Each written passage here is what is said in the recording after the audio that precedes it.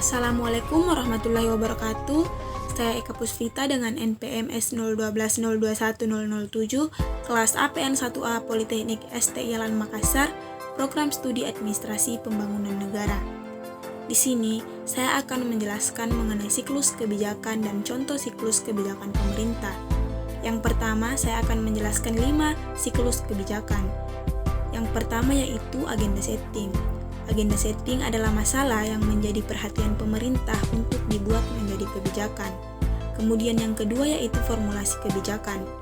Formulasi kebijakan ini adalah masalah yang sudah masuk ke agenda kebijakan, kemudian dibahas oleh para pembuat kebijakan. Kemudian yang ketiga yaitu adopsi kebijakan, di mana dari sekian banyak alternatif kebijakan yang ditawarkan oleh para perumus kebijakan, pada akhirnya salah satu dari alternatif kebijakan tersebut diadopsi.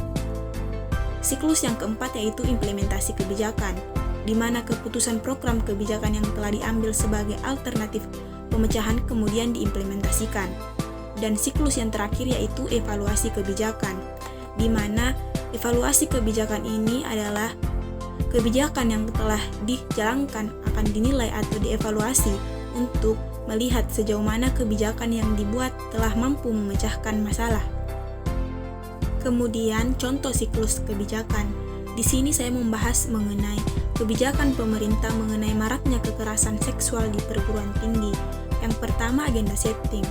Belakangan ini kita terus disuguhi oleh pemberitaan tentang kekerasan seksual yang juga tengah menjadi perbincangan hangat di berbagai media informasi. Pelecehan seksual pun bisa terjadi di mana saja, kapan saja, dilakukan dan dialami oleh siapa saja. Pelecehan seksual merupakan masalah moralitas, masalah etika yang harus dipandang secara komprehensif, salah satunya dengan pendekatan keyakinan agama.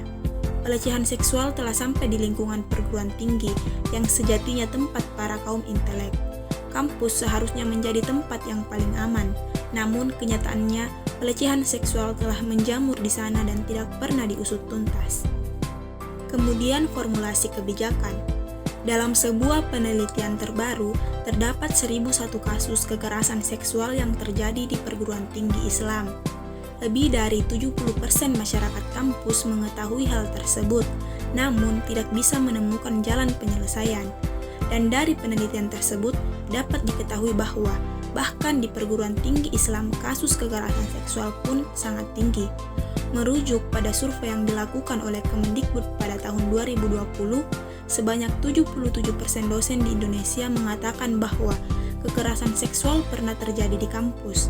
Namun, 30% diantaranya tidak melaporkan kejadian itu karena khawatir terdapat stigma negatif. Selain itu, data Komisi Nasional Perempuan menunjukkan terdapat 27% aduan kekerasan seksual di lingkup perguruan tinggi berdasarkan laporan yang dirilis pada Oktober 2020. Selama ini, sering sekali terjadi nama korban yang dibuka terang-terangan ke publik, sedangkan identitas pelaku disamarkan. Oleh karena itu, Menteri Pendidikan Kebudayaan, Riset, dan Teknologi mengeluarkan Peraturan Nomor 30 Tahun 2021 tentang pencegahan dan penanganan kekerasan seksual di perguruan tinggi yang kemudian ramai ditanggapi oleh sejumlah kalangan. Dalam Permendikbudristek Nomor 30 Tahun 2021 ini, selain diatur tentang ancaman sanksi bagi pelaku tindak pelecehan seksual, juga diatur upaya pendampingan, perlindungan, dan pemulihan bagi korban tindak pelecehan seksual di lingkungan perguruan tinggi. Bagi pelaku tindak pelecehan seksual di perguruan tinggi, mereka tidak hanya terancam dikenai sanksi administratif, tetapi juga sanksi berupa pemecatan atau pemberhentian tetap. Namun, Permendikbudristek ini menuai pro dan kontra. Permendikbudristek ini dinilai sangat progresif dalam hal pencegahan dan penanganan kekerasan seksual yang berperspektif korban. Salah satunya karena mengatur soal konten atau persetujuan. Pasal 5 Permendikbudristek Nomor 30 Tahun 2021 menimbulkan makna legalisasi terhadap perbuatan asusila dan seks bebas berbasis persetujuan. Kemudian yang ketiga yaitu adopsi kebijakan. Peraturan Menteri Pendidikan, Kebudayaan Riset dan Teknologi Nomor 30 Tahun 2021 tentang pencegahan dan penanganan kekerasan seksual di lingkungan perguruan tinggi dinilai sebagai terobosan penting. Peraturan tersebut dianggap dapat menjadi pedoman bagi perguruan tinggi untuk menyusut kebijakan serta mengambil tindakan pencegahan dan penanganan kekerasan seksual.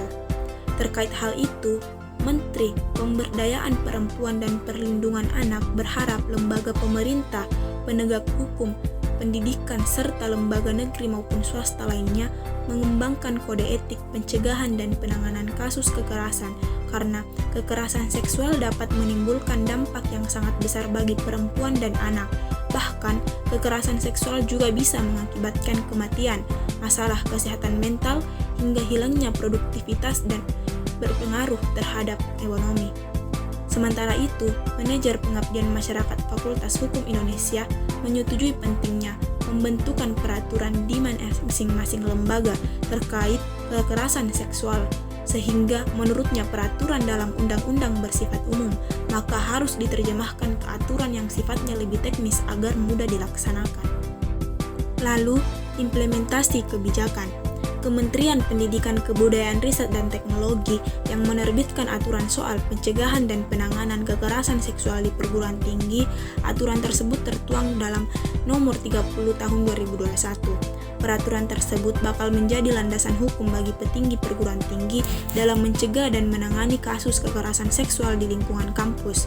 Salah satu yang diatur dalam ketentuan tersebut yakni kewajiban petinggi perguruan tinggi untuk melakukan pemantauan dan evaluasi pencegahan serta penanganan kekerasan seksual di lingkungan kampus, seperti yang telah dijelaskan pada pasal 54 ayat 1 Permendikbudristek nomor 30 tahun 2021.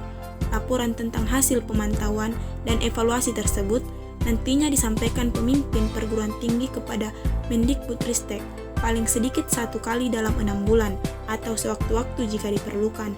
Laporan tersebut setidaknya memuat 5 poin, yakni kegiatan pencegahan kekerasan seksual, hasil survei yang dilakukan oleh Satgas, data pelaporan kekerasan seksual, kegiatan penanganan kekerasan seksual, dan kegiatan pencegahan keberulangan kekerasan seksual. Disebutkan dalam pasal 55 bahwa pemimpin perguruan tinggi yang tidak melaksanakan pemantauan dan evaluasi akan dikenai sanksi administratif. Tidak hanya pemimpin perguruan tinggi, menteri juga dapat sewaktu-waktu melakukan pemantauan dan evaluasi pencegahan dan penanganan kekerasan seksual di perguruan tinggi. Hal itu apabila kekerasan seksual terjadi dalam skala berat, kondisi korban kritis, atau korban berada di wilayah negara berbeda atau lintas yurisdiksi. Kemudian yang terakhir yaitu evaluasi kebijakan. Kemunculan peraturan Kepemendikbudristek nomor 30 tahun 2021 tentang pencegahan dan penanganan kekerasan seksual didukung dan dikawal dalam realisasinya. Lebih lagi, tidak adanya payung hukum dalam penanganan kasus kekerasan seksual di perguruan tinggi. Peraturan ini menjadi angin segar dan harapan baru. Peraturan tersebut memberikan upaya pencegahan dan perlindungan terhadap sivitas akademika dari kekerasan seksual. Permendikbud tersebut memberikan kekuatan hukum bagi pimpinan perguruan tinggi untuk mencegah dan mengatasi masalah kekerasan seksual di kampus. Peraturan ini juga bertujuan untuk memenuhi hak setiap warga negara Indonesia atas pendidikan tinggi yang aman. Hal tersebut menunjukkan bahwa Peraturan Permendikbudristek nomor 30 tahun 2021 tentang pencegahan dan penanganan kekerasan seksual sejauh ini berjalan dengan baik dan menjadi payung hukum untuk masa depan generasi bangsa. Namun, untuk lebih mengefektifkan lagi Peraturan Permendikbudristek nomor 30 tahun 2021, sekiranya Permendikbudristek dapat memberikan sosialisasi terhadap peraturan tersebut atau jika diperlukan, Kemendikbudristek dapat melakukan diskusi terkait pasal-pasal yang menimbulkan perbedaan penafsiran dengan melibatkan para stakeholder, termasuk ulama dan tokoh masyarakat, sehingga ada jalan keluar yang lebih baik untuk penyempurnaan Permendikbud dalam menangani permasalahan tersebut. Sekian dari saya. Wassalamualaikum warahmatullahi wabarakatuh. Terima kasih.